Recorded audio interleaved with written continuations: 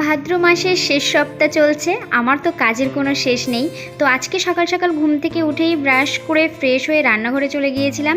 আর রান্নাঘরে গিয়ে কিন্তু আলু আর ডিম সিদ্ধ করে নিয়েছিলাম। তারপর ডিমগুলো খুব সুন্দর করে ছাড়িয়ে রান্নাঘরে চলে এসেছি রান্না করার জন্য। লবণ আর হলুদ দিয়ে খুব সুন্দর করে ভাজা করে তুলে নিয়েছি। এরপরে ওই তেলের মধ্যে পেঁয়াজ দিয়ে দিয়েছিলাম আর তারপরে মশলা টশলা দিয়ে জল ঢেলে দিয়েছিলাম। তার মধ্যে আমি একটা গাজর কেটে নিয়েছিলাম খাওয়ার জন্য। রান্না করতে করতে না খুব খিদে পেয়ে যায়।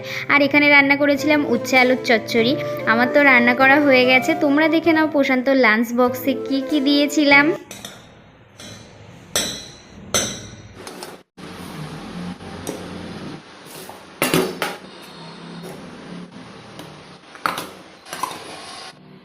তারপরে প্রশান্ত দোকানে চলে গেলে ঘরে এসে ঝটপট করে বিছানাটা তুলে চলে গিয়েছিলাম টাইম কলের জল আনতে। জানো তো এই টাইমের মধ্যে জল তুলে না নিলে না জলটা চলে যায় আর পরে পাওয়া যায় না। ওই জন্য আমি সব কাজ ফেলে রেখে আগে যাই টাইম কলের জল তুলতে। তারপরে কটা কাঁচা ধোয়ার ছিল সেগুলো কেচে ধুয়ে ছাদে মেলে দিয়ে এসে বাবাকে খেতে দিয়েছিলাম।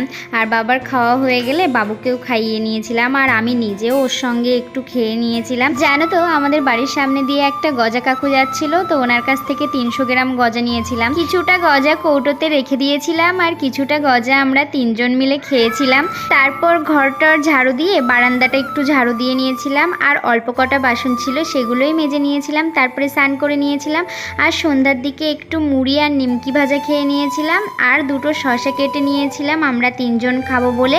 না না বাবা, ভুল হয়ে গেল, 3 জন না, আমরা 2 জন। দেখছো সে কত দুষ্টু, তাকে দিতে গেছি সে তো খেলোই না। আসলে বাবুসোনা কোনো ফলই খায় না, মৌসুম্বি লেবুর রসটা তাও চেপে বার করে তাই খাওয়াতে হয়।